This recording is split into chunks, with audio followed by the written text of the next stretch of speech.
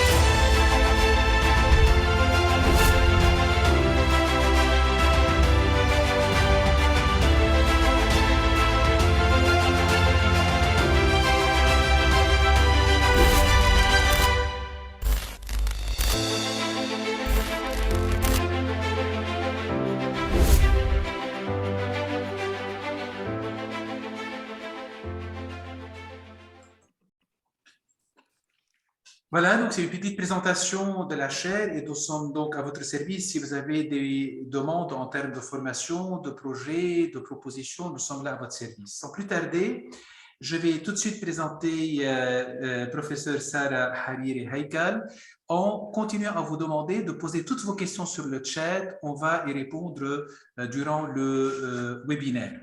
Donc, Sarah, elle est enseignante-chercheuse dans le domaine de l'économie à l'Université Saint-Joseph depuis l'an 2000. Elle est professeure à la Faculté des sciences économiques dans les domaines de la macroéconomie, des finances publiques et de l'économie de l'environnement. En 2011, elle a obtenu son doctorat à l'Université Paris II, Panthéon-Assas. Son sujet de thèse portait sur la gouvernance et la corruption du Liban. Un sujet d'actualité, Sarah. Sa thèse ainsi que les recherches empiriques ont donné lieu à des publications dans des revues scientifiques. Elle compile des données et des faits de recherche sur la situation économique du Liban et de la région MENA et possède une connaissance approfondie des principes et de l'enseignement de la recherche empirique sur le comportement de l'individu et de la société dans ces domaines principaux, la gouvernance, la corruption et l'économie de l'environnement. Et surtout, Sarah est membre du comité de pilotage de la chaire de Fondation Diane et parmi les fondateurs de la chaire. Donc, nous avons le plaisir de vous accueillir, chère Sarah, ce soir pour nous parler des défis, de ce que ça veut dire économie circulaire, parce que c'est un concept qui ne nous est pas familier à tout le monde en tout cas, et quel est son lien avec le développement durable. Sarah, à vous la parole. Je vais partager donc le PowerPoint. Bien, bonsoir tout le monde, bonsoir Fadi, bonsoir Diana. Comme Fadi vient de me présenter, donc je fais partie donc des membres fondateurs et donc j'ai bien sûr l'honneur de faire partie des membres fondateurs de la chaire depuis donc sa fondation. Donc on travaille sur des sujets sur le développement durable et sur l'éco-citoyenneté. Aujourd'hui, je présente un thème assez spécial, l'économie circulaire. Je suis professeure à la faculté d'économie, mais en fait, quand je vais pas vous cacher ça, quand j'ai présenté à mes collègues un peu le thème de la présentation, au début, ils ont donc tous attendu un sujet sur la crise, sur le dollar, sur le secteur bancaire. Et ça a choqué un peu, mais c'est-à-dire pour dire que pourquoi parler d'économie circulaire et pourquoi parler d'environnement aujourd'hui ou de recyclage dans une économie qui est en crise. Donc, en fait, justement, c'est un thème d'actualité, même, c'est-à-dire bien sûr que la corruption est un thème d'actualité au Liban, la crise est un thème d'actualité, mais l'économie circulaire est aussi un thème qui peut nous sauver un peu de cette crise. Donc, ça peut être vraiment une solution qu'on peut envisager dans un cadre de crise, dans un cadre de chômage. Vous savez donc aujourd'hui que le taux de chômage a dépassé donc les 55% au Liban. Donc, c'est devenu une nécessité, en fait, l'économie circulaire. Et je tiens aussi à remercier donc, la chaire de m'avoir donné cette chance de présenter ce thème d'économie circulaire. Je sais que je suis professeure, mais je suis pas là pour faire un cours. Donc, je tiens aussi à vous rappeler que vraiment, c'est une rencontre. J'aimerais vraiment à tout moment qu'on partage ensemble nos avis et nos expériences, parce que l'économie circulaire ne s'adresse pas seulement aux économistes, c'est pas seulement aux entreprises, c'est pas seulement une logique de financement, mais c'est également, on va le voir, donc finalement ça doit commencer par nous tous, qu'on est tous concernés par cette économie circulaire et que ça commence par le citoyen, ça commence par le petit consommateur, ça commence par le comportement des acteurs dans les affaires du quotidien, de tous les jours. Donc, ça, on est tous concernés par cette économie circulaire. Donc, n'hésitez pas à tout moment de partager vos expériences et vos frustrations, parce que je sais aussi qu'il y aura beaucoup de frustrations, surtout en ce qui concerne donc l'économie circulaire dans le cas libanais. Je ne vais pas trop m'attarder sur l'approche conceptuelle de l'économie circulaire, sur les piliers, bien sûr, on présente, on définit les plans d'action, les acteurs, mais ce qui nous importe beaucoup plus, c'est comment envisager et comment mettre en place un modèle d'économie circulaire au Liban. Parce que, en fait, ça, c'est un peu l'approche la plus intéressante pour nous. L'économie circulaire, généralement, dans les pays développés, au Japon, en France, ça commence par l'État. Donc, l'acteur, c'est l'État c'est l'acteur clé qui met en place des plans d'action, qui subventionne, qui soutient. Donc, l'approche qui va être intéressante pour le cas du Liban, c'est comment mettre en place cette économie circulaire face à la défaillance de l'État. Et que finalement, on ne peut plus compter sur l'État aujourd'hui. On sait que c'est un État défaillant, on sait que c'est un État en crise, on sait que c'est un État qui n'a plus les moyens, ni dans son budget, ni dans les ressources, de financer ni de subventionner. Donc, comment, à partir donc, d'une approche inversée, on peut envisager une économie circulaire? Et pourquoi l'économie circulaire aujourd'hui? Comment créer des emplois aujourd'hui en temps de crise, surtout pour les jeunes, pour éviter tout ce qui est immigration, tout ce qui est problème de chômage, problème d'exclusion? Et comme Madame Fadel l'a bien présenté, c'est l'économie circulaire qui aussi s'inscrit dans le cadre du développement durable, c'est-à-dire que ce n'est pas seulement de l'économie, c'est-à-dire qu'aujourd'hui, on ne s'adresse pas seulement aux économistes. C'est une économie qui va en même temps intégrer, avoir comme objectif du social, de l'intégration, une protection sociale durable et en même temps, bien sûr, protéger le pilier principal de cette économie circulaire, qui est aussi l'environnement. Donc, c'est une économie, c'est un modèle, mais ce n'est pas une mode. C'est-à-dire, on va essayer au maximum, donc, possible de la présenter comme étant un modèle économique, mais pas seulement parce que c'est un modèle à la mode. Donc, c'est un concept finalement nouveau, bien sûr. C'est un concept qui va s'intégrer dans le cadre d'une transition. Ce n'est pas seulement un modèle imposé du jour au lendemain, ça doit s'inscrire donc dans le long terme, ça doit s'inscrire dans le cadre d'une transition. Dans les pays développés, ça prend des années, ça rentre dans le cadre des réformes structurelles. Ça rentre dans le cadre de réforme des politiques d'ajustement structurel. Ça nécessite des modèles de redressement. Bien sûr que ça implique plusieurs acteurs, des décideurs publics, des entreprises, des associations, des ONG. Même aujourd'hui, ce qu'on est en train de faire dans le cadre de notre recherche aujourd'hui, ça fait partie aussi de l'économie circulaire. Donc, c'est un concept qui a émergé comme une alternative à l'économie linéaire. C'est un modèle donc, qui va intégrer des notions. Je ne vais pas utiliser des termes techniques comme économie verte ou économie d'usage ou économie de la fonctionnalité. Donc, c'est des mots mots techniques, mais qui finalement renvoient à quelque chose de très simple, finalement, qui renvoie à des pratiques simples à intégrer dans nos pratiques quotidiennes. C'est la préservation de nos ressources, c'est la préservation de notre terre, tout en créant des ressources, d'autres ressources, tout en créant des richesses, tout en augmentant la croissance économique, parce que je sais que ça, c'est le souci principal de tous les agents, c'est comment augmenter la richesse, comment créer un produit intérieur brut plus élevé, comment améliorer les ressources d'une économie, la croissance économique. C'est des concepts qui nous intéressent. Mais finalement, l'économie circulaire n'est autre que une création de richesse, mais en même temps, c'est une création qui s'inscrit dans une démarche de transition vers une économie, mais cette économie est une économie plutôt verte, une économie plutôt juste, une économie plutôt inclusive. Inclusive, c'est-à-dire qui intègre aussi au niveau de la prise des décisions tous les agents économiques, tous les citoyens qui sont impliqués dans cette économie-là, qui redistribuent les revenus. Et bien sûr que, comme je vous ai dit, donc, il y aura sûrement une frustration de la part de nous tous aujourd'hui, parce que finalement, on va voir combien on est loin dans ce pays de l'économie, du concept de l'économie circulaire. Donc, dans notre contexte de crise, oui, il s'agit d'une opportunité pour nous tous. C'est une opportunité. On est vraiment loin, mais en même temps, c'est une opportunité. On est passé par des crises socio-économiques dans le pays, politiques, une crise environnementale. Ne parlons pas donc là la crise environnementale aussi, sanitaire. Donc aujourd'hui, on peut proposer un modèle soucieux de la préservation des ressources, de la création de valeur ajoutée, de la limitation un peu du chômage, d'intégration des jeunes sur le marché du travail, bien sûr, face à une mauvaise gouvernance, un État, notre gouvernement aujourd'hui après, donc 40 ans après la guerre, est en train de repenser à une politique de réforme. Après, donc finalement, on ne peut plus compter sur l'État, on le sait tous.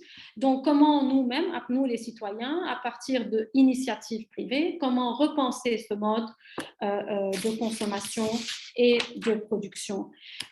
Donc, finalement, aujourd'hui, il y a un besoin, surtout pour le Liban, après aussi la crise, après l'afflux aussi des Syriens au Liban, la hausse de la population. Donc, finalement, on est dans un contexte de surconsommation, de surpopulation, de surexploitation des ressources et des matières premières, surtout que le Liban, aujourd'hui, n'est pas un pays qui produit ces matières-là. Donc, on est obligé d'importer avec donc des dollars qu'on ne détient plus. Donc, c'est pour cela qu'on a pensé aujourd'hui à cette initiative de créer nous-mêmes dans le cadre de ce réseau-là, ce petit réseau aujourd'hui, les personnes là, on est là pour créer ce réseau, pour promouvoir cette économie circulaire. Donc, on invite à repenser ce modèle qui s'inscrit, comme on l'a dit, dans le cadre du développement durable et de l'économie solidaire. Donc, finalement, on a besoin d'un engagement de la société, un engagement pour des citoyens pour passer à un mode de consommation où rien ne se perd, rien ne se crée, mais c'est un mode où tout se transforme. Donc, il y aura une responsabilité qui va être principalement la responsabilité du citoyen et aussi une responsabilité de la part de l'entreprise, de la production. Donc, c'est pour cela que donc je vais présenter très rapidement ces 7 piliers, ces 3 champs d'action, pour montrer que finalement, c'est un modèle voilà, qui va limiter, qui va principalement limiter dans notre mode de vie, dans notre mode de consommation, le gaspillage, qui va limiter l'utilisation des ressources, qui va protéger la biodiversité et qui va surtout nous amener à allonger la durée des produits et à faire du recyclage. Finalement, c'est beaucoup de titres, beaucoup de concepts. Il s'agit donc de beaucoup d'acteurs, tous les acteurs qui doivent être impliqués. Contrairement, ici, on le présente, c'est un modèle qui se présente par opposition à un modèle qui est plutôt traditionnel. De dire, par exemple, je prends un exemple simple, je prends un produit, je prends un jouet pour un enfant, on va extraire des ressources de la nature, on va consommer et à la fin de la durée de vie, ce produit va être jeté. Donc finalement, tout produit a une durée de vie et après il sera jeté. Donc dans le cadre de l'économie circulaire, on sera amené à repenser ce produit-là. Donc si je prends des exemples pratiques, si je prends l'exemple des jouets, l'exemple des Lego par exemple, qui font un chiffre d'affaires près de 6 milliards de dollars par an dans le monde. Donc ces jouets d'enfants qui constituent un exemple type ont une durée de vie limitée pour un enfant, 1 an par exemple, parfois un peu plus court. Donc finalement, on amène un jouet et on le jette à la fin de la durée de vie. Dans le cadre de l'économie circulaire ou l'économie en boucle, donc ces anciens jouets d'un enfant de 8 ans seront lavés, seront réparés, seront offerts ou bien vendus à une famille d'un enfant de 5 ans. Et l'enfant de 5 ans, lui aussi, va laver, va réparer et va réoffrir ou bien revendre finalement ces objets et ces jouets à un enfant de 3 ans, décrivant ainsi un mouvement circulaire. Donc finalement, plein d'exemples qu'on peut appliquer, qu'on peut intégrer dans notre mode de consommation, dans notre mode de vie. L'exemple aussi, on peut commencer par un exemple très simple, l'exemple du covoiturage. Donc finalement, au lieu d'amener 1, 2, 3 voitures, au lieu de dépenser de l'essence, au lieu d'émettre plus de gaz à effet de serre, l'idée d'économiser l'essence, d'économiser l'énergie, l'idée de se retrouver en réseau va également économiser donc les ressources et en même temps limiter la pollution et protéger l'environnement pour les générations futures aussi. Donc finalement, c'est un passage aussi de tout produire à on va continuer à produire, hein, on va continuer à consommer. mais finalement, on produit dans le verre et on consomme dans le verre. Donc, finalement, c'est des produits conçus, fabriqués, commercialisés dans une logique de protection et de préservation de l'environnement, une logique de réutilisation, de réparation, de réemploi. Même si on veut aussi se référer, on a tous des cadeaux à offrir, on a tous des produits à acheter. L'idée de substituer des emballages en plastique à un usage unique, par exemple, par un usage d'un autre type de matériel, d'emballage recyclable ou un emballage réemployable. Donc finalement, on a tous, ça commence par, c'est-à-dire par le citoyen, par le comportement de chacun d'entre nous, comment on se trouve une place dans cette économie circulaire. Donc, par opposition à cette économie linéaire qui est l'économie linéaire traditionnelle où tout produit, on l'utilise et on le jette à la fin. Donc, si on revoit tous l'exemple des téléphones, donc nos téléphones, pour nous, les Libanais, avaient une durée de vie de 1 an. Donc, chaque année, on était prêt à changer d'appareil. Finalement, ce qui était donc, parce que peut-être on avait les moyens de le faire, mais aujourd'hui, en temps de crise, pas seulement parce que notre pouvoir d'achat a baissé, mais également dans un souci de préservation des ressources et dans un souci environnemental, il est peut-être grand temps de repenser ce mode de consommation dans une logique linéaire de réutilisation, de réparation, de réemploi, d'allongement de cette durée de vie de nos produits. Donc voilà, c'est un modèle qui se base donc, sur sept piliers, finalement. C'est-à-dire, si on veut commencer par le pilier, ça c'est l'exemple des Lego qui, comme je viens de dire, coûtent au fond un chiffre d'affaires de 7 milliards de dollars dans le monde chaque année. Mais finalement, ces entreprises qui vendent, qui commercialisent ces produits-là, qui cherchent à faire un profit, qui cherchent à maximiser leur intérêt, sont en train de surexploiter ces ressources naturelles. Et finalement, ce mode de croissance qu'on est en train de réaliser aujourd'hui ne peut pas être durable. Même si on fait aujourd'hui une croissance, mais cette croissance ne pourra pas être durable pour les générations futures.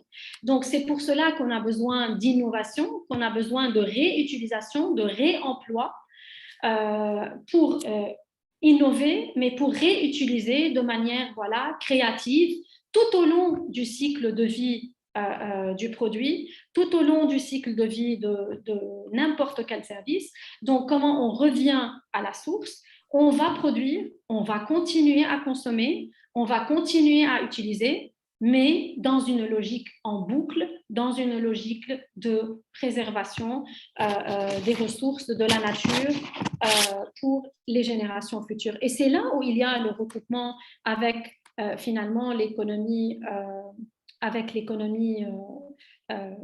du développement durable. Finalement, l'économie circulaire sûrement est une part de cette logique défendue donc, par les Nations Unies, par la Banque mondiale, par les grandes organisations internationales pour préserver les ressources et pour donc améliorer le bien-être, pas seulement pour cette génération, mais également pour les générations futures de nos enfants.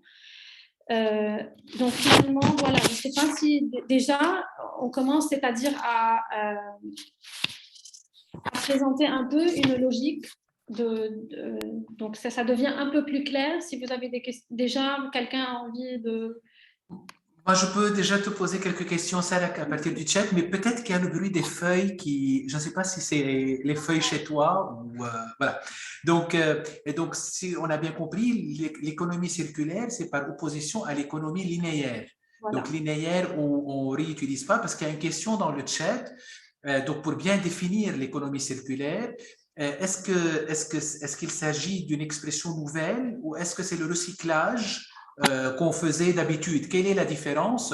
C'est pour bien définir économie circulaire. Quelle est la différence entre le fait de recycler ou parler de ce concept nouveau?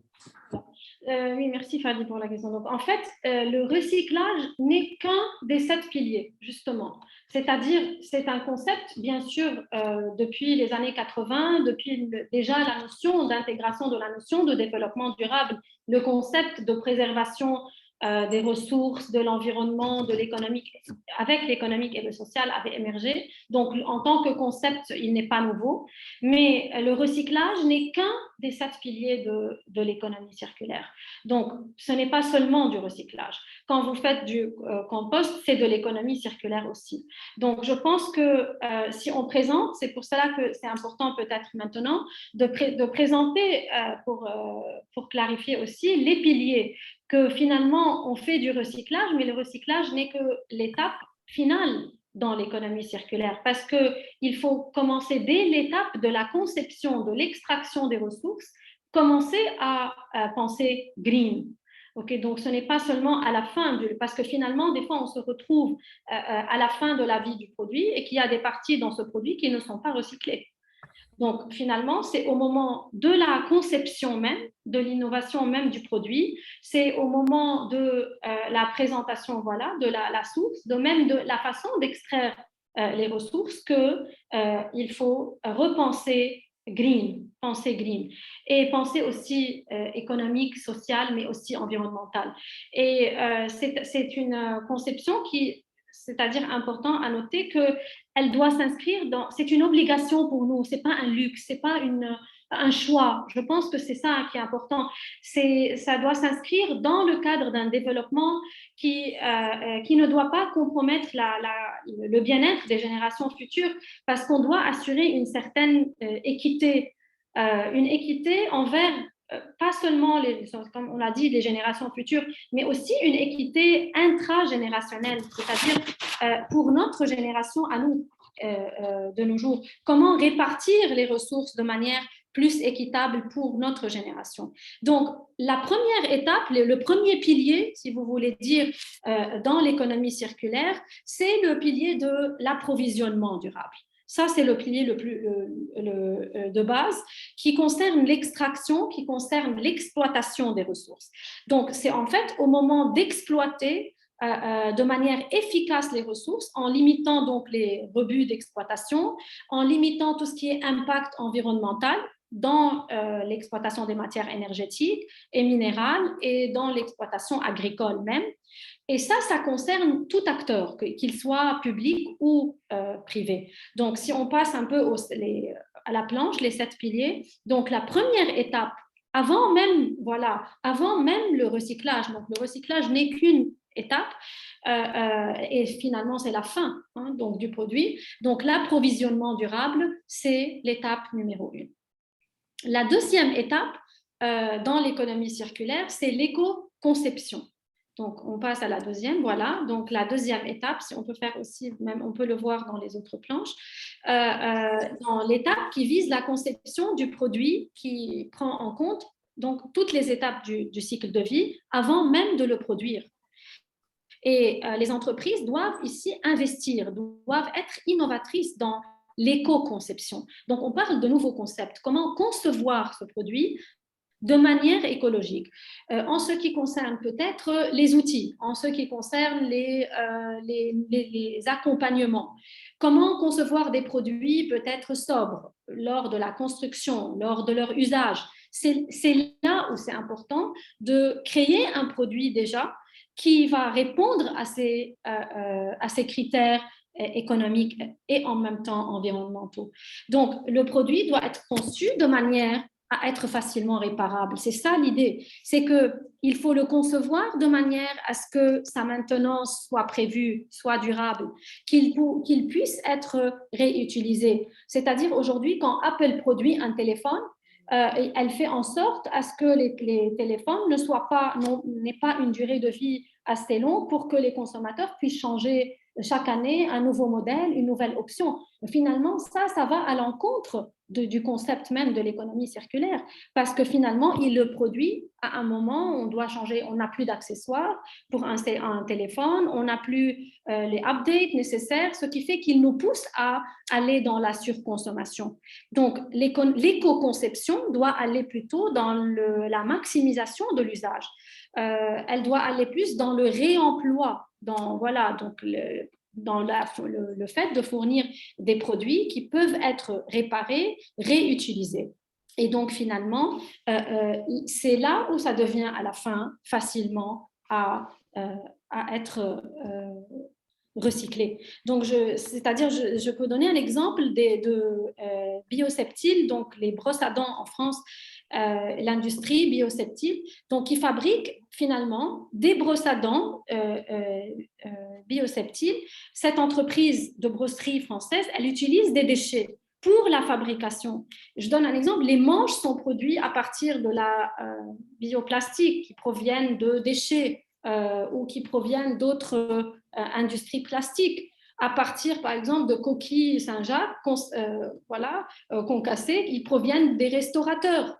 L'entreprise s'adresse à des poissonniers pour amener les coquilles. Donc finalement, c'est là où on voit l'effet de boucle. C'est la réutilisation de ces consommations intermédiaires, depuis les coquilles jusqu'au matériel plastique, jusqu'à la brosse à dents, pour arriver finalement à un produit final qui a été fabriqué à partir de déchets ou à partir de produits réutilisés. Donc, bien sûr que ça nécessite une démarche globale de responsabilité de l'entreprise, sûrement une responsabilité.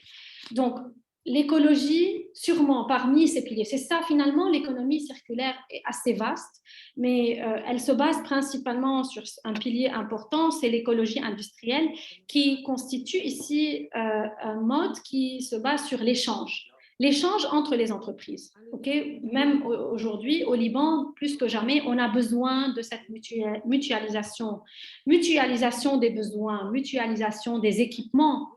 Et c'est là où on a besoin, aujourd'hui, en temps de crise, qu'il y ait un échange d'informations, mais un échange de biens, d'équipements.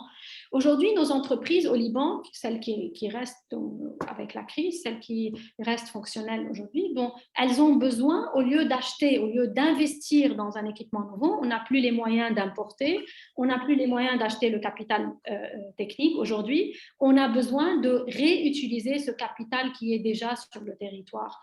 Donc, il s'agit donc d'une mutualisation de pensée écologique, de mutualisation donc des pratiques.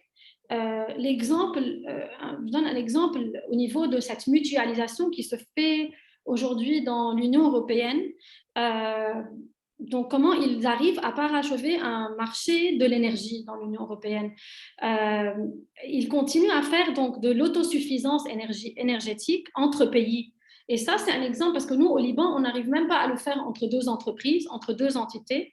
En Europe, ils arrivent à le faire entre pays. Et ça permet donc l'exploitation des ressources solaires. Un exemple intéressant, c'est qu'entre la France et l'Allemagne, on arrive à exploiter l'énergie. Le jour où il n'y a pas de soleil en Allemagne, on arrive à importer la clim, donc à partir d'un réseau d'énergie de la France. Donc, il y a comme un marché, comme une mutualisation des pratiques, mais bien sûr que ça nécessite des réseaux, ça nécessite des investissements, mais finalement, cette logique de mutualisation va réduire les coûts et en même temps, va maximiser l'intérêt de tous les acteurs. Un exemple qu'on peut aujourd'hui, en temps de crise au Liban, je ne sais pas, dans l'alimentaire, l'exemple de Phoenix, dans l'alimentaire Phoenix Startup en France. À partir aussi des déchets alimentaires, à partir de la création d'un réseau, ils arrivent à sauver de la poubelle des tonnes de déchets alimentaires. Aujourd'hui, au Liban, on a des gens qui n'ont même plus les moyens d'avoir le minimum au niveau de mode de survie, même au niveau de l'alimentation. Donc, avant la date de expiry, le consommateur peut acheter des produits moins chers. On peut créer des réseaux aujourd'hui au Liban et on a besoin de ça pour réutiliser ces produits alimentaires, comme le fait start-up Phoenix qui fait aussi des profits, c'est-à-dire ils arrivent aussi à faire un bénéfice à partir de la création de ces entreprises. Des fruits et des légumes peuvent être non vendus, ils peuvent être redistribués et à la fin de la durée de vie du bien, ils peuvent être distribués dans un zoo aux animaux. Finalement, tout produit peut être recyclé, tout produit peut être réutilisé. Donc, c'est une économie qui se base voilà, sur l'utilisation continue des produits. Donc finalement, pourquoi ça s'appelle circulaire? Donc je lis un peu dans les questions. Ça s'appelle circulaire parce que c'est en boucle, parce que le même produit ne va pas avoir une durée de vie et être jeté à la poubelle. Il va être réutilisé le maximum possible. Donc je réponds un peu à la question. Donc pourquoi elle s'appelle économie circulaire? Donc voilà. Donc Lita aussi nous dit qu'il y a un mode de commerce, de troc inter-entreprise. Exactement, c'est ça. L'économie circulaire, c'est une économie de troc. C'est une économie qui se base sur un échange d'un service contre un autre service, peut-être d'un bien contre un autre bien. Et je réponds aussi à Hanan qui me demande donc l'exemple de mutualisation, c'est l'échange justement, c'est l'échange de matériel d'une entreprise à l'autre. Au lieu d'acheter le même bien dans 2-3 entreprises, on va faire un contrat de leasing, on peut faire des contrats d'échange, on peut créer une entreprise qui se charge de faire des dons ou bien de faire des contrats de leasing entre entreprises qui est de nature de 1 à réduire le coût de l'entreprise. Donc ça c'est important parce que finalement ce qui compte pour l'entreprise c'est le coût, réduction de coût pour faire plus de profit et en même temps avoir également plus de profit à la fin. Et c'est mutuel parce que le bénéfice est mutuel. Finalement, les entreprises cherchent à faire un bénéfice mutuel. Donc, c'est pour cela que finalement, tout peut être recyclable. Mais l'idée clé ici, c'est de revenir à l'éco-conception, c'est-à-dire au moment même de la mise de ce produit sur le marché. Donc, voilà, je sais Pardon, pas Sarah, je ne sais pas si tu as répondu à la remarque de Rita qui dit qu'il existe un mode de commerce de troc inter-entreprise. Oui, voilà. Voilà. C'est l'échange, justement, j'ai répondu. Voilà, c'est que finalement, j'étais en train de dire qu'aujourd'hui, justement, au Liban, on a besoin de ça. Parce que même si peut-être on n'a pas la culture, moi je sais qu'on a vraiment travaillé pendant des années sur la transformation culturelle et tout. Ça prend des années peut-être, on commence avec un âge petit dans les écoles à intégrer cette culture de éco-citoyenneté, de changement de comportement. Ça prend des années. C'est un changement, donc une transformation culturelle et structurelle. Mais finalement, aujourd'hui, peut-être si on ne va pas dans le motif environnemental, on peut aller dans le motif économique, c'est-à-dire vous avez intérêt, c'est rationnel d'aller vers cette économie circulaire pour pouvoir convaincre les acteurs. Parce que juste convaincre les acteurs économiques, consommateurs ou entreprises, convaincre les acteurs juste pour dire que c'est pour l'environnement ou bien pour les générations futures, on sait qu'un agent, tout agent, ça c'est voilà pour les économistes qui sont avec nous, donc tout homo economicus, c'est un agent qui ne cherche qu'à maximiser son intérêt personnel. Par définition, il ne cherche pas à penser aux générations futures. Mais peut-être que le jour où il sera convaincu par coût et avantage, que c'est dans son intérêt personnel, qu'à long terme, quand il fera son tableau, son calcul, le fait de passer à l'économie solaire, même si aujourd'hui il paye $5 000, mais que finalement, à long terme, il s'agit d'une économie d'énergie ou économie d'argent, finalement, il ira dans ce choix. Donc, on pourra aller finalement dans l'objectif plutôt économique aussi, c'est-à-dire que c'est rationnel, il est rationnel d'aller dans l'économie. Pardon, Sarah, juste pour gérer le temps, est-ce que tu serais d'accord qu'on présente brièvement les 7 piliers pour qu'on ait une vue d'ensemble des 7 piliers et pour qu'on ait aussi un moment d'échange?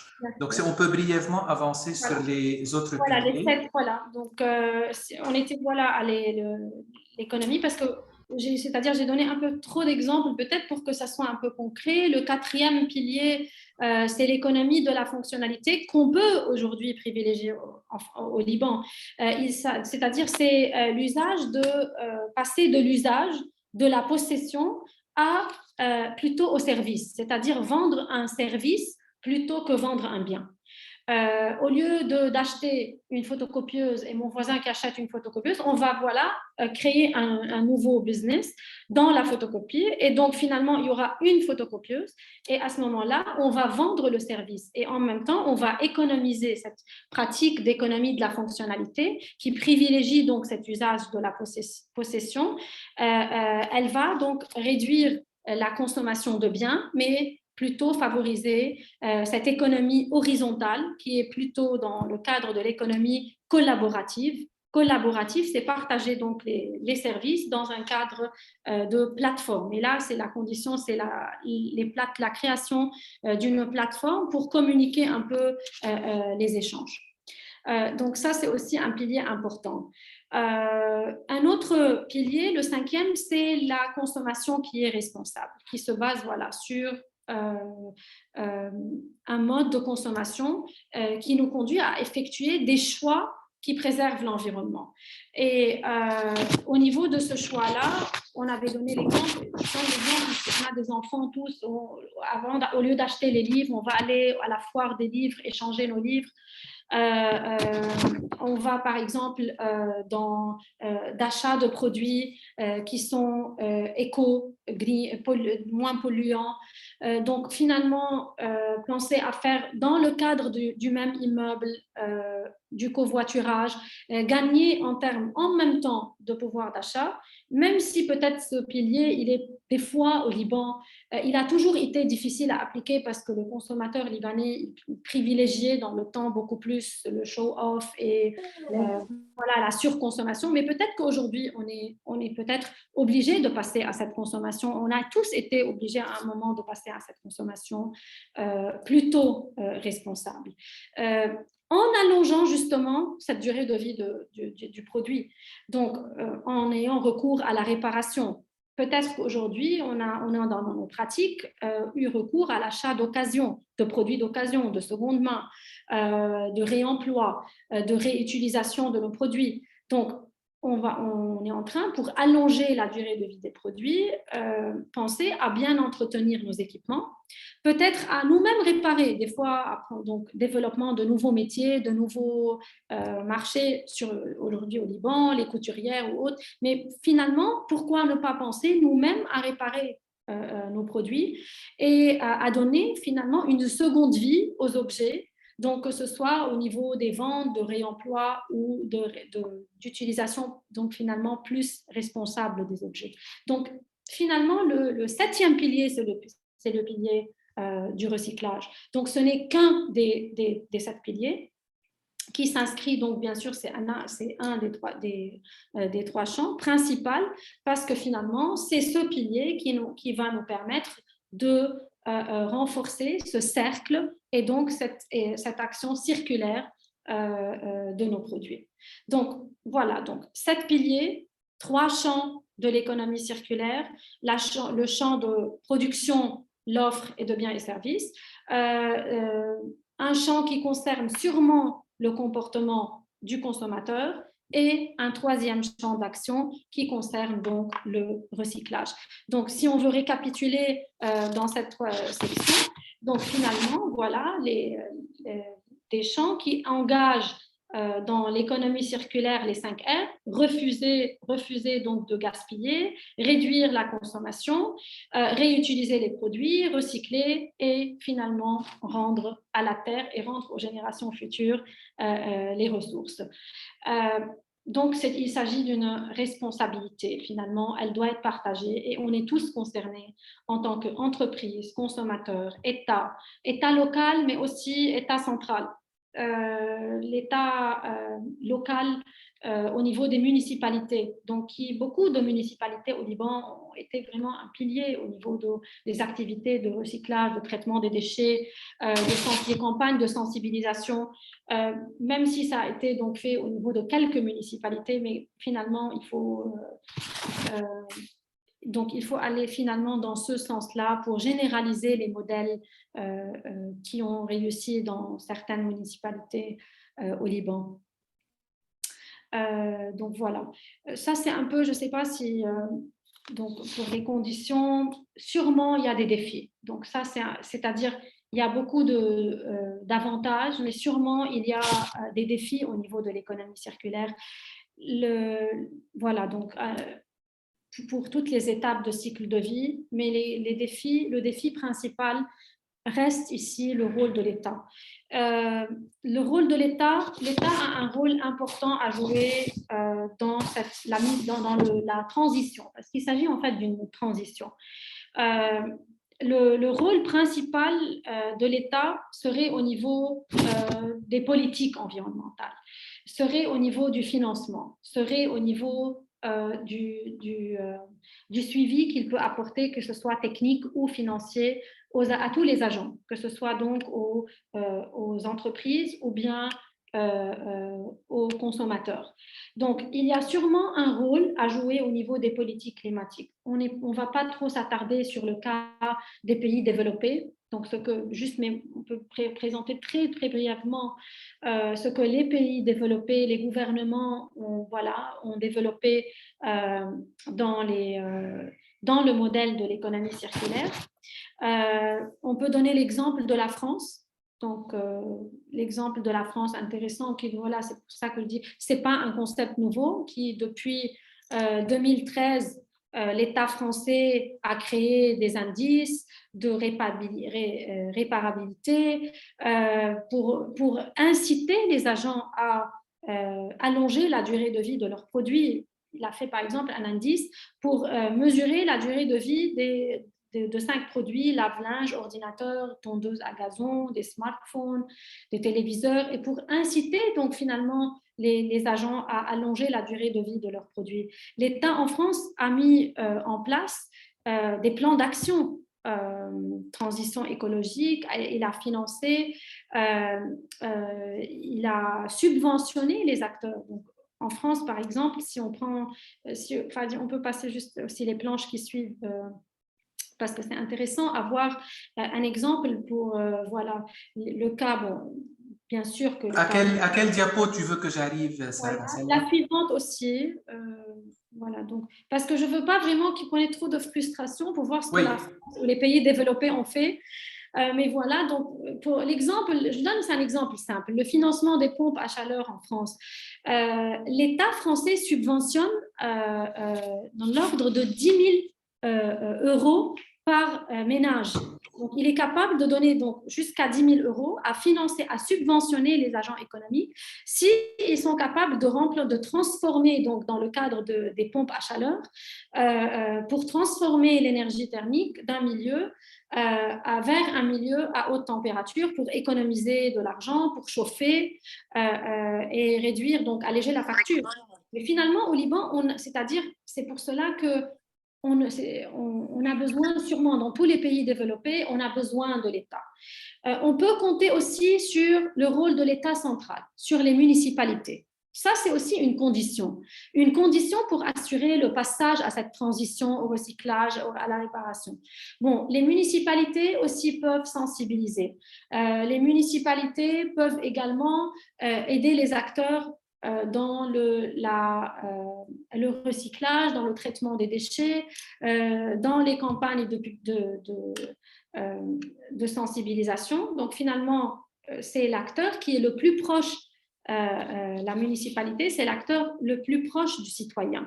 Donc, c'est pour cela que c'est important, parce que c'est le plus efficace finalement, parce que ça implique finalement une interaction entre tous ces acteurs-là. Et la municipalité peut jouer ce rôle modérateur entre l'État central et le citoyen.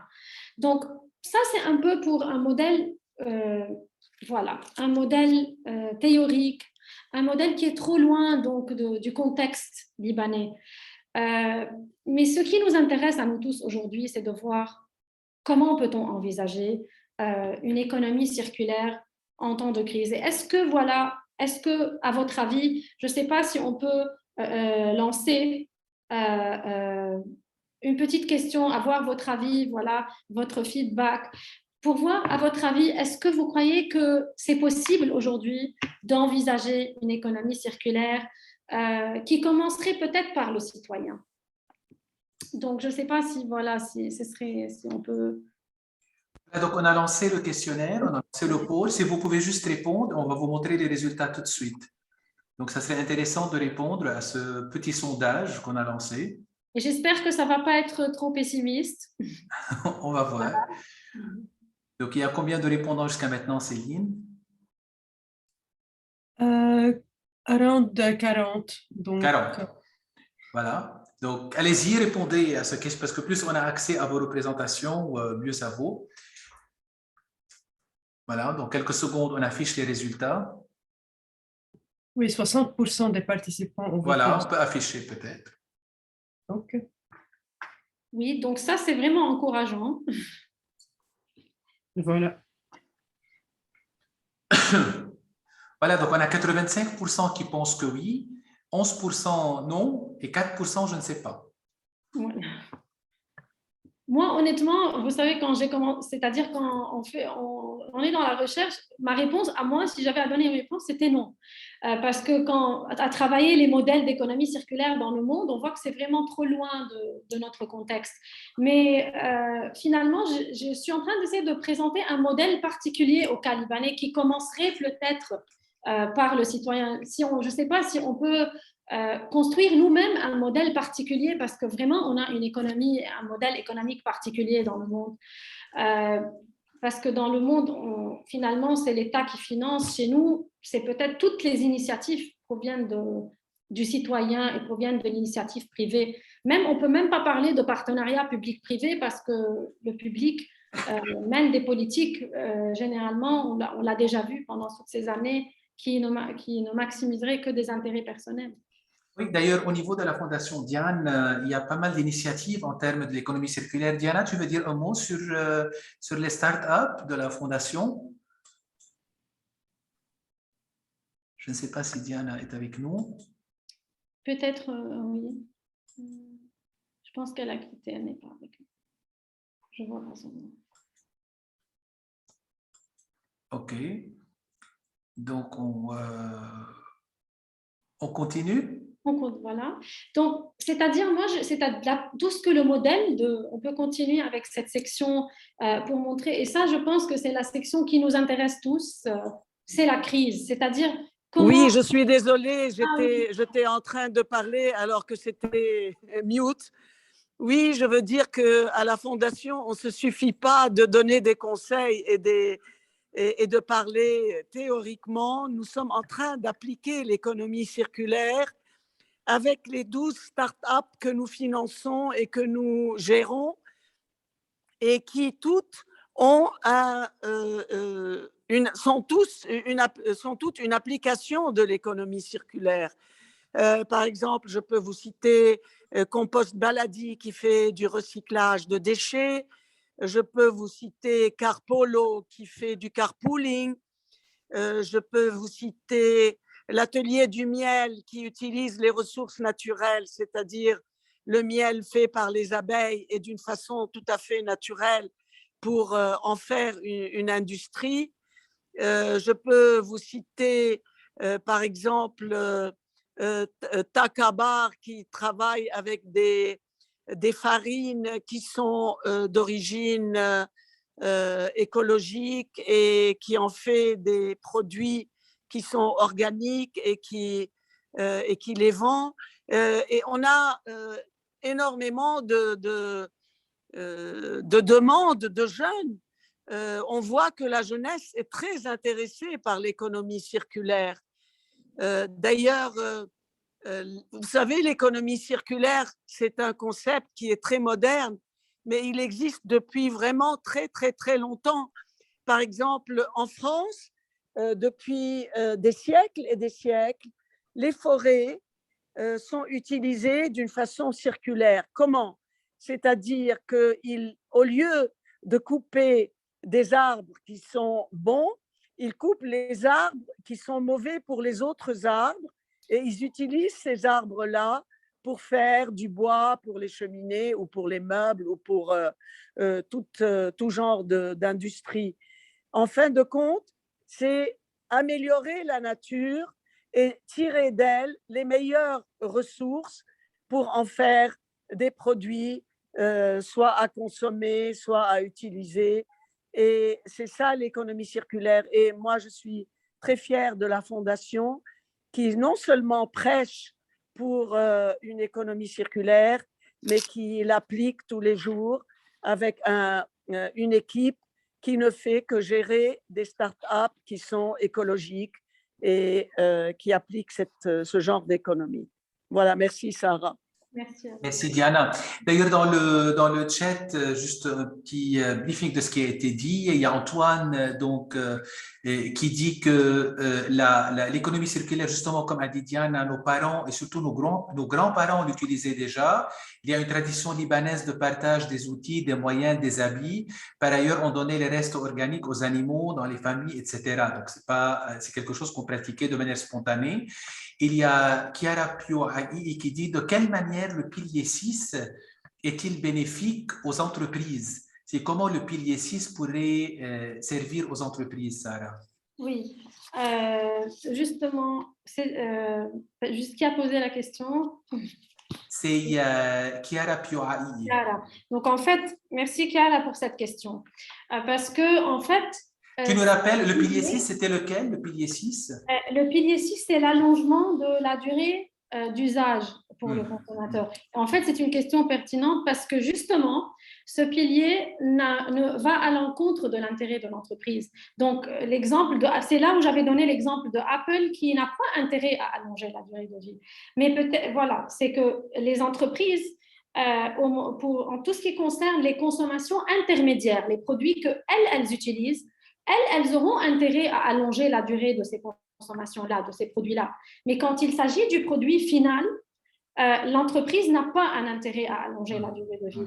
Et c'est là où tombe c'est-à-dire la responsabilité du consommateur. Et c'est pour ça que c'est important que finalement, l'entreprise n'a pas intérêt au contraire à ne pas faire le update pour que tu changes le portable. Et c'est là où le consommateur doit contourner finalement ces règles pour pouvoir allonger, pour pouvoir réparer. Donc finalement, c'est pour ça que tous les acteurs doivent être impliqués dans cette économie et que finalement, l'entreprise, non, laissée à elle-même, rationnelle, elle n'a pas intérêt elle a intérêt à vendre plus. L'exemple des Lego, ils ont intérêt à innover et pour justement vendre chaque année d'autres. Oui, comme tu as dit, donc l'exemple de Lego, l'exemple de l'Apple que tu as donné. Et il y a Rita qui dit pour qu'il y ait un changement, donc des initiatives doivent être à l'échelle plus locale que nationale, c'est-à-dire commencer à prendre des initiatives de façon locale. Il y a Michel Jarrach qui dit on doit profiter des temps de crise pour inclure le développement. Maï Elian qui dit qu'elle est vraiment convaincue à partir de cette présentation et que nous devons tous travailler, aller dans ce sens. Blanca qui dit il y a beaucoup de défis dans la situation de crise, mais il est devenu évident qu'on ne peut plus continuer comme ça. Et que l'économie circulaire pourrait éventuellement nous aider. Et juste avant peut-être de continuer donc la discussion et la présentation, si des personnes sont intéressées par aller plus loin au niveau de ce concept et de bien comprendre même les autres objectifs de développement durable, la chaire lance un MOOC, une formation en ligne de 7 webinaires qui donne naissance à un certificat, Certificate in Sustainable Business pour le business vert. Et donc, si des personnes ici présentes sont intéressées par obtenir un certificat en Sustainable Business, ce business vert, n'hésitez pas à vous inscrire à cette formation qui va être assurée par d'éminents conférenciers qui viennent de UNDP et d'ailleurs. On vous enverra évidemment le flyer. Il y a un module sur les SDGs, sur l'économie. On peut voir peut-être très rapidement les 10 axes, Céline, si tu fais défiler le flyer. Donc, on a le module 1 sur les SDGs, le 2 sur l'économie et l'énergie de transition, le 3 sur le climate change, le 4 sur le sustainable business, le 5 sur inclusive leadership, le 6 sur opportunity for circular economy, Sarah, elle donnera cet axe aussi, le 7 sur innovation in the business world, le 8 sur sustainable agriculture, le 9 sur mental health, le 10 sur monitoring and evaluating. Donc, vous avez le lien d'inscription sur le chatting. Vous pouvez cliquer et vous inscrire si vous avez envie. Comme vous pouvez scanner le QR code qui est ici, vous avez accès à l'inscription. Et donc là, c'est un certificat très innovateur. Il est nouveau dans la région. Il est complet et il cible les 17 objectifs de développement durable. Voilà, j'ai voulu juste vous en parler, mais on vous enverra, je ne vais pas prendre votre temps, on vous enverra tous les détails. Plus tard, on pourra en discuter. Maintenant, donc, je propose qu'on continue, Sarah. C'est passionnant ce que tu nous dis. Donc, au Liban, alors, tu vas nous dire… Au Liban, tout d'abord, je suis vraiment ravie d'avoir les résultats de notre petite enquête pour voir qu'on est vraiment optimiste pour aller dans ce sens. Pour envisager, oui, on peut bien sûr envisager de l'économie circulaire, mais peut-être qu'il faut créer un nouveau modèle. Il faut qu'on crée notre propre modèle particulier à notre économie libanaise. Je pense qu'avec la crise, donc je commencerai par un exemple, l'exemple donc du revenu moyen du Libanais. Le Liban, avant la crise, avait un revenu moyen mensuel de $1 000 selon les données de la Banque mondiale par mois. Donc, un Libanais pouvait se permettre de changer chaque année son téléphone et de ne pas allonger la durée du cycle de vie de ce produit, de son portable. Mais je pense qu'aujourd'hui, avec la crise, avec la dévaluation, avec la baisse de notre pouvoir d'achat, donc finalement, qu'on se retrouve aujourd'hui avec un salaire minimum le SMIC de $40 par Libanais. Le Libanais, qui était un agent à revenu moyen supérieur dans le monde, se retrouve aujourd'hui parmi les citoyens les moins bien payés, les plus pauvres peut-être dans le monde. Donc finalement, aujourd'hui, la crise économique nous pousse à aller dans l'économie circulaire. Donc je pense aussi que ce n'est pas un choix, qu'on a été tous, qu'on le veuille ou pas, étaient engagés dans l'économie circulaire, même si on ne savait pas de quoi il s'agit. Mais finalement, on a été tous obligés, à un moment ou à un autre, d'aller réparer nos affaires ou de ne pas changer un téléphone qui s'est cassé ou de réutiliser ou de donner ou de prendre. Donc finalement, aujourd'hui, on passe par une période de crise et peut-être beaucoup plus qu'une crise économique, plus qu'une crise économique. Donc, on est dans un cadre complètement de défaillance de l'État. L'État, à un moment, il n'était même plus capable de régler ses dettes en 2019, avec tout ce qu'on a parlé donc, de produits d'ingénierie financière, de politique monétaire. Donc, finalement, la crise ne cesse de s'aggraver aujourd'hui. On passe par une crise, pas seulement économique, mais finalement, on voit aujourd'hui qu'elle a eu des répercussions également sur le social. Donc, cette mauvaise conjoncture par laquelle passe le Libanais, même si, entre parenthèses, le Libanais, en quelque sorte aussi, il a été responsable au niveau de son choix, au niveau de ses votes, peut-être de voter en fonction des affiliations religieuses ou confessionnelles. On a contribué en quelque sorte, et je pense qu'on est tous, et j'espère qu'on va être tous conscients un de ces jours, que finalement la crise n'est que le résultat de mauvais choix pendant des années, depuis la guerre jusqu'à nos jours. Donc finalement, aujourd'hui, le problème du Liban, ce n'est pas seulement la crise, c'est un problème de mauvaise gouvernance. Donc c'est un problème, gouvernance, là aussi c'est un concept assez large, donc de dire que finalement, on gère mal. Ce n'est pas un problème d'insuffisance des ressources. Il ne s'agit pas seulement d'insuffisance de ressources. Il s'agit aussi de mauvaise gestion. En se référant à un indicateur de la Banque mondiale, le Worldwide Governance Indicator, c'est les derniers chiffres publiés sur le Liban en 2020. Donc, on voit que tout ce qu'il y a comme accountability, donc voice and accountability, donc voix et responsabilité. Donc, ils accordent une note au Liban en fonction donc, des études faites par la Banque mondiale. Ils accordent une note sur 100. Donc, si la note s'approche plus de 100, c'est qu'il y a une bonne gouvernance dans le pays. Et ce qui est vraiment malheureux, c'est de voir que toutes nos notes sont presque proches de zéro. Donc, on fait partie des pays qui ont la pire expérience au niveau de la gouvernance. Les indicateurs le plus faible, c'est l'efficacité du gouvernement. Donc, on a une note de 11 sur 100. Donc, on fait partie, donc notre gouvernement et nos gouvernements font partie finalement les plus inefficaces. Et cette mauvaise gouvernance, le problème, c'est qu'on n'arrive pas à contrôler cette corruption. Notre gouvernement, non seulement il n'a plus les moyens, mais avec les moyens qu'il a, il n'arrive plus à gérer et on ne sait plus où dépenser et comment dépenser. Mauvaise gouvernance, voilà, tout est relié. À la fin, aujourd'hui, pourquoi l'État libanais ne met pas en place un modèle d'économie circulaire? Pourquoi? Parce que finalement, ce gouvernement est un gouvernement, on le sait tous, corrompu. Selon aussi des indicateurs, on est l'indicateur de Transparency International qui mesure la corruption à partir de la perception des citoyens sur le comportement dans l'administration publique, dans l'État. Donc finalement, on a obtenu pour l'année 2021 le score le plus faible, 24, alors que en 2004-2005, on avait vraiment pu hausser le score jusqu'à 40 sur 100. Donc là aussi, ce score retombe jusqu'à 24, ce qui nous classe donc, dans les pays les plus corrompus au monde. Aujourd'hui, donc, est-ce qu'on peut demander à l'État, un État déjà corrompu, un État déjà en crise, un État déjà en faillite, dans une économie où on a plus que 100% d'inflation, où on a plus que 100 milliards de dollars de dette, est-ce qu'on peut demander à l'État de nous soutenir dans notre transition écologique? On va voir que la réponse est non. C'est pour ça que je vous dis, j'ai été un peu surprise par le chiffre.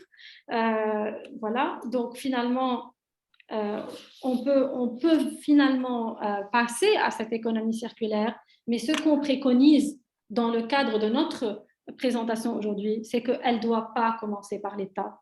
Donc, elle doit nécessairement commencer par les citoyens.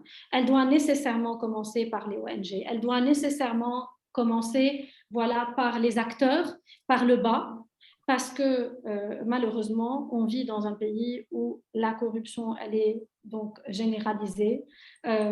Parlons de petite, de grande corruption.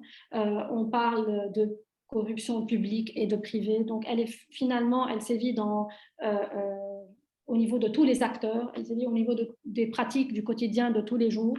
Et donc, on ne peut pas attendre d'un gouvernement corrompu et d'un État en crise de venir nous soutenir dans cette réforme et dans cette transformation. Donc finalement, ça doit venir de la part des citoyens.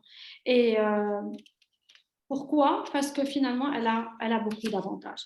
Donc là encore, je vais vous dire, donc si vraiment, je ne suis pas là pour faire un cours, ni de présenter, mais rapidement, au niveau de l'économie, au niveau des acteurs, on voit que cette implémentation de l'économie circulaire, elle peut avoir des avantages pour l'entreprise en termes de bénéfices, en termes de réduction des coûts de production.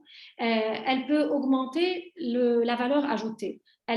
Comment la valeur ajoutée? Si par exemple des entreprises aujourd'hui au Liban passent à un label écologique, à un label qui est plutôt green, protection de l'environnement ou bien social, peut-être que cette entreprise-là pourrait améliorer sa compétitivité. Pas seulement prix, mais elle pourra également améliorer sa compétitivité hors prix, parce qu'on pourra nous-mêmes, en tant que consommateurs, demander des produits qui vont être au service de personnes en besoin, de personnes démunies. Donc finalement, les entreprises qui vont aller dans le sens du green peuvent aussi améliorer leur compétitivité, leur vente et promouvoir également des stratégies innovantes. Excuse-moi, Sarah, je ne veux pas t'interrompre, c'est passionnant, mais juste pour gérer le temps, oui, bien sûr. On peut se donner encore 5 minutes peut-être pour conclure? Oui, bien sûr. Donc voilà, aussi, c'est au niveau du social, au niveau du vert, donc tout ce qui est économie verte. Et je voulais, si on n'a pas vraiment tout le temps de le faire, mais insister sur l'idée de la création d'emplois.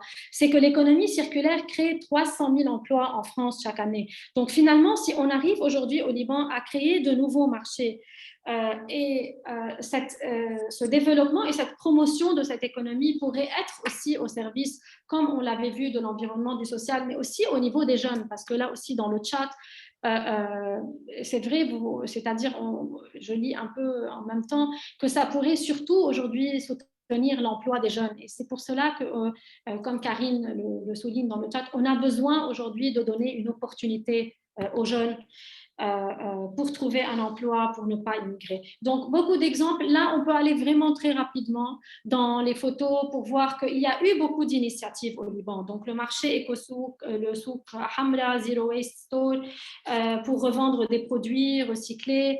La création, donc, aussi de Liban Troc sur Facebook. On a beaucoup et ça pourrait intéresser les jeunes aujourd'hui, de créer eux-mêmes des plateformes pour mettre en commun et mutualiser justement les besoins dans le cadre d'échanges ou de vente de produits pour éviter le gaspillage. On peut voir aussi, voilà, Washed and Found, les marques de luxe vintage d'occasion qui ont été créées par aussi une Libanaise, Maya Abdoura, qui va également insister sur ce concept de Washed and Found, qui en même temps, c'est important à noter que finalement, c'est des activités à but lucratif. On peut se faire de l'argent, ce n'est pas seulement des ONG, ce n'est pas seulement pour aider, mais finalement, les agents peuvent se faire aussi de l'argent, surtout pour les jeunes, de l'argent avec ça. Make Sense aussi qui apporte une aide technique à toutes les entreprises, à la communauté qui souhaite, aux citoyens et aux entrepreneurs, Recycle Beyrouth et plein d'autres, voilà, d'autres exemples de compost Baladi. Diana l'a présenté aussi, et plein d'autres associations. Et même, j'avais, voilà, donc présenté Arc-en-Ciel qui a été aussi un pilier dans tout ce qui est recyclage, compost ou autre. Donc, finalement, il y a beaucoup d'initiatives. Donc, c'est un grand titre, c'est un grand chapeau. Mais voilà, si on veut vraiment conclure ou investir, quel enseignement en tirer? Donc, ce qui est intéressant à noter, c'est que finalement, il nous faut une stratégie, mais une stratégie, peut-être, on n'attend plus l'État, une stratégie qui va émaner beaucoup plus de nous, du citoyen, à l'échelle de notre communauté, à l'échelle de notre petit village, même à l'échelle de notre petite entreprise, de l'université, de notre immeuble. Donc, la clé, si on veut retenir des conclusions ici, c'est que finalement, il nous faut une transformation culturelle. Et il faut que les entreprises aussi, qu'elles intègrent dans leur politique cette culture écologique. Ce qui est, voilà, aussi intéressant à noter, c'est qu'il faut beaucoup plus de crédibilité de la part du citoyen, beaucoup plus d'engagement peut-être de la part du citoyen pour améliorer, donc intégrer un peu plus cette résilience au changement.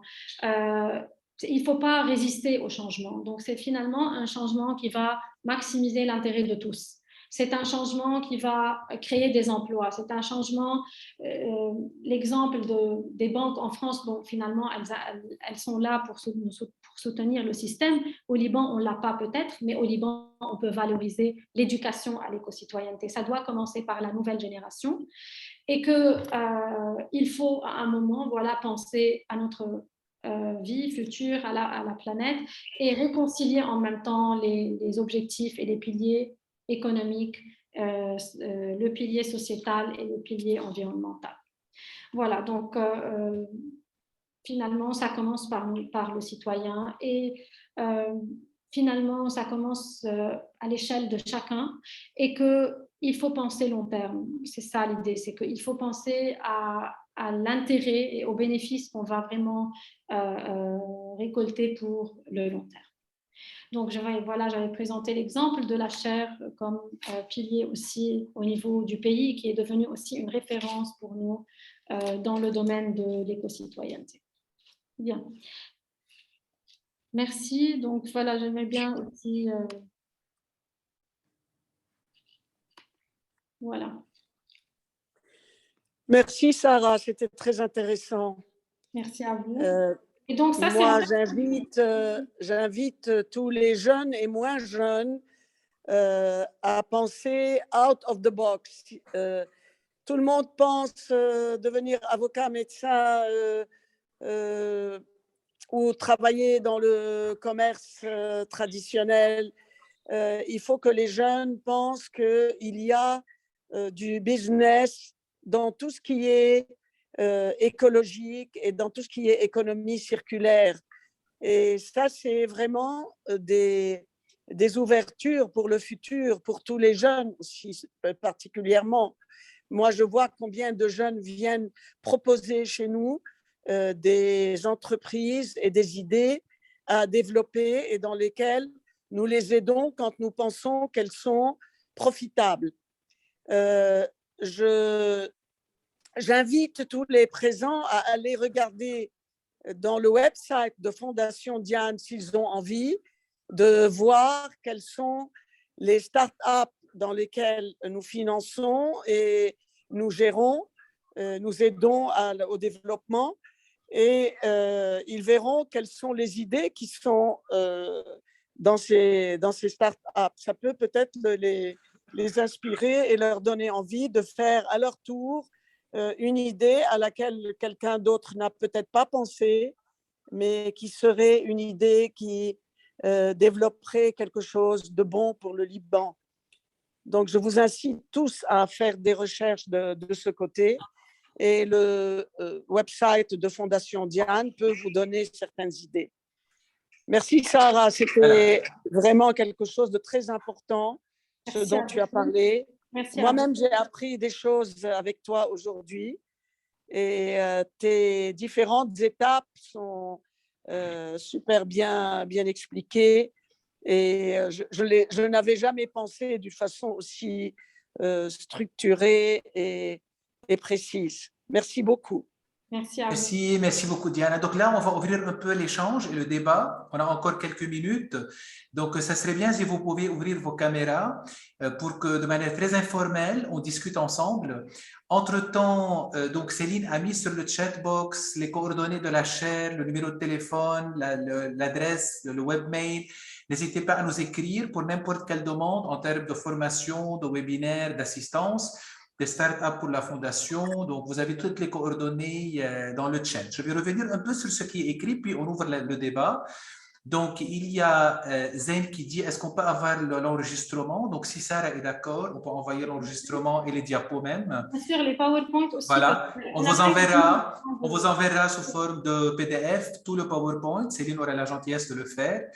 Tout le PowerPoint et l'enregistrement. Donc, voilà, donc des témoignages que c'était intéressant. Je vais voir s'il y a des questions. Voilà, je remonte un tout petit peu. Il y a Blanca qui dit je suis aussi comme Dalida particulièrement intéressée à approfondir sur le potentiel du secteur agricole. Donc, un approfondissement sur cette question en lien avec le secteur agricole. On pourra dédier un webinaire à ça, en fait, le lien entre l'économie circulaire et l'agronomie et l'agriculture. Et l'agriculture, ça c'est Céline, un sujet qu'on peut retenir. Zain qui dit, alors est-ce que les citoyens, avec l'action des ONG et la communauté, peuvent appliquer avec efficacité l'économie circulaire avec la mauvaise gestion et l'absence d'un plan d'application de l'État? Est-ce qu'on peut, même si l'État fonctionne tel qu'il fonctionne, est-ce qu'on peut faire quelque chose, Sarah?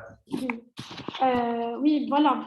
Justement, c'est ça, c'est que nous, on n'attend pas l'intervention de l'État comme on l'avait vu avec sa mauvaise gouvernance. On peut même aller jusqu'à une circulaire qui a été émise par la BDL en 2013 sur le financement des startups au Liban. Et Diane aussi, elle est au courant parce que finalement, la BDL voulait débloquer un fonds de 1 milliard, allant jusqu'à 1 milliard de dollars, donc 1,5 point du PIB, pour financer les startups dans le domaine des technologies. Et ça a été débloqué. Et ce 1 milliard de dollars, il fait partie de notre dette publique des 100 milliards.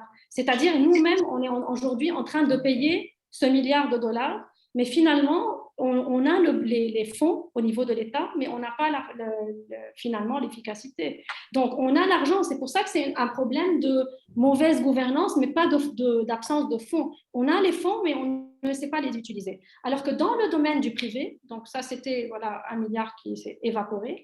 Donc, dans le domaine du secteur privé, on a vu que depuis tous les événements, la crise et autres, ce sont les ONG au Liban qui interviennent et qui prennent la place de l'État finalement. Finalement, on a été efficace depuis la guerre jusqu'à aujourd'hui. Le secteur privé a assuré donc l'offre privée de biens, même si c'est un bien collectif, un bien qui était supposé être offert par l'État. On a présenté un modèle au Liban. Oui. Voilà. Et si vous pouvez fermer vos micros quand vous n'intervenez pas, s'il vous plaît. Donc, il y a Dalida qui dit, encore une fois, à propos donc, du secteur agricole, donc là, c'est un besoin, on va le faire, on vous promet de mettre en place un webinaire pour étudier ce lien entre économie circulaire et secteur agricole. Et secteur agricole.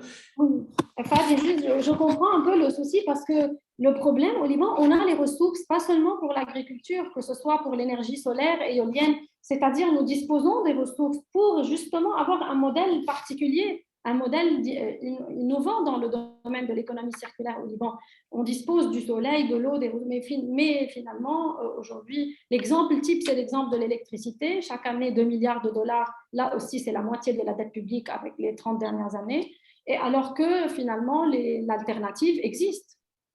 Mais il s'agit voilà, c'est la décision politique qui nous arrête. Est-ce que parmi les personnes présentes, quelqu'un souhaite prendre la parole comme ça de manière spontanée pour poser une question avant de clôturer? Quelqu'un aimerait intervenir ou poser une question? Donner un témoignage aussi parce que finalement, on est tous impliqués sans savoir pourquoi l'économie. Alors, je vais donner la parole à Sœur Marie, ensuite à Joseph. Oui. Moi, je voudrais vous dire un grand merci parce que cette présentation, je l'attendais. Je me suis tout de suite inscrite parce que ça répond complètement à notre projet, parce que nous, à l'école, nous avons signé avec le mouvement Laudato Si. C'est la plateforme internationale qui englobe tous les systèmes d'environnement, pas seulement le cri de la terre et le cri des pauvres. Donc, et nous avons fait l'auto-évaluation, nous avons trouvé que nous sommes très, très loin. Et je ne savais pas par où commencer. C'est un chantier et j'avais senti que vraiment nous avons besoin d'un support. Peut-être de la Fondation Diane, nous avons besoin de support parce qu'on ne sait pas quoi faire. Par exemple, nos papiers vont aller où? Maintenant, on n'a plus le moyen de les amener, ça coûte très, très cher. Le plastique, où on peut le faire? D'ici, là où je suis à Bagdad, il n'y a pas de recyclage. Ce n'est pas un souci pour la municipalité. Donc, on se sent enthousiaste, passionné pour les questions d'environnement et de développement durable, mais on se sent seul. Et je ne sais pas, c'est un souci que j'ai voulu partager, mais ça me passionne et j'aimerais vraiment qu'on se mette ensemble, ceux qui pensent vert, ceux qui veulent agir vert, qu'on soit vraiment ensemble pour être efficace et pour entraîner, comme vous dites, maintenant la nouvelle génération avec nous et que ce soit une culture. Merci beaucoup. Merci beaucoup, Sœur Marie. Vous êtes une fidèle à nos webinaires, en tout cas à nos actions. On pourra certainement réfléchir ensemble et nous réunir autour d'un projet. On a le plaisir d'avoir avec nous aussi Père Youssef Nasser, secrétaire général des écoles catholiques au Liban. Donc, je ne sais pas si Père Youssef, vous avez envie d'intervenir ou de dire quelque chose. Je ne sais pas s'il est avec nous ou s'il y a un problème de connexion, on verra. Donc, est-ce que parmi les autres personnes présentes, quelqu'un souhaite intervenir ou... Ah oui, il y a Joseph. Oui, Joseph, vous pouvez poser une question. Votre question, Joseph, s'il vous plaît. Posez-la oralement, Monsieur Joseph Hazar.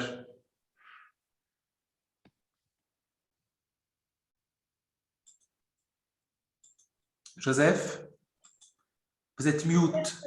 Joseph mute. Oui. Bon, je vais la poser. Donc, il dit, mais si le privé décide de s'abstenir à investir dans ce concept, et si nous diabolisons l'État, quelles en sont les solutions? Oui. Oui, justement, l'entreprise va choisir, va sélectionner les étapes qui vraiment maximiseraient son intérêt et réduiraient ses coûts, mais elle ne va pas aller dans tous les piliers. C'est quand l'entreprise s'abstient que le consommateur doit intervenir. Parce que d'habitude, c'est l'État qui va mettre en place des réglementations, marché de quotas en Europe, ou bien une taxation, une taxe. Okay, donc, quand l'État va taxer, on va plutôt se diriger vers des produits moins polluants.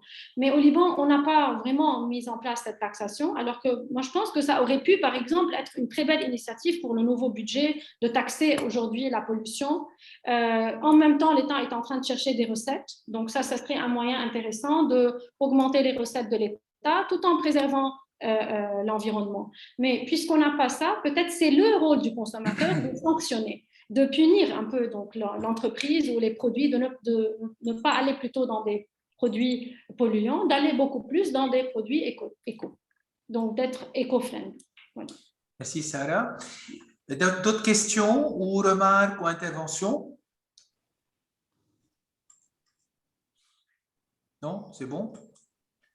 Voilà.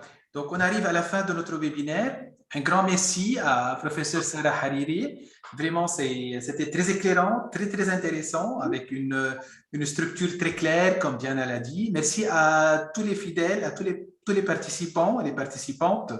Et on vous donne rendez-vous dans un mois et demi, comme ça devient comme un rituel, ces webinaires qu'on met en place au niveau de la chaire.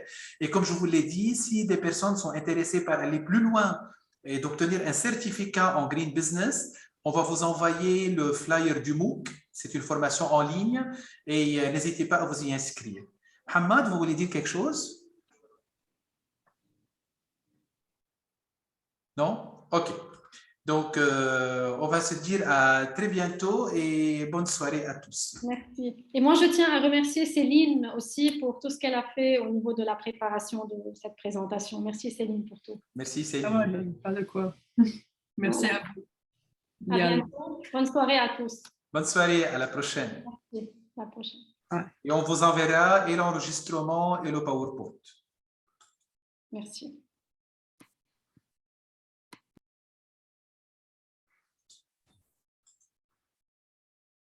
Désolé Joseph, vous avez une autre question, je la poserai à Sarah plus tard et je vous répondrai.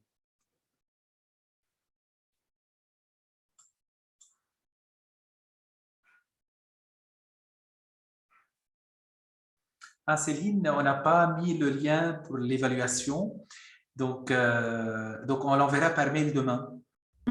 OK, on enverra le lien d'évaluation à toutes les personnes inscrites. En fait, on enverra le lien, on enverra le recording, le PowerPoint et le MOOC, 4 choses. Si tu veux les noter, on enverra les 4 choses. Donc, le lien d'évaluation, le MOOC, le recording et le PowerPoint. OK. Merci Céline. Bonne soirée. Bye. Bye bye.